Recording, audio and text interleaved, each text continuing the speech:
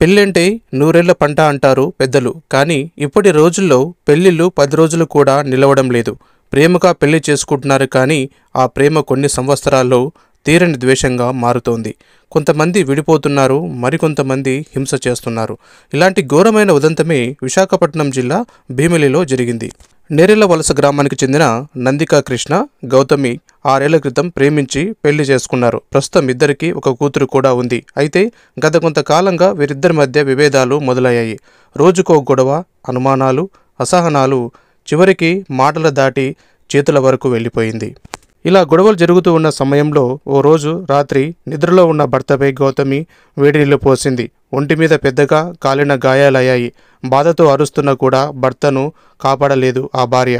ఆ చుట్టుపక్కల వారు అతన్ని ఆసుపత్రిలో జాయిన్ చేశారు. అతడి పరిస్థితి ప్రస్తుతం విషమంగా ఉన్నట్లు డాక్టర్లు చెబుతున్నారు. పెళ్లి అనేది 2 మనసులను ముడిపెట్టుకోవడమే కానీ విశ్వాసం లేకుండా ఉండిపోయే బంధం ప్రాణాలకే ముప్పవుతోంది.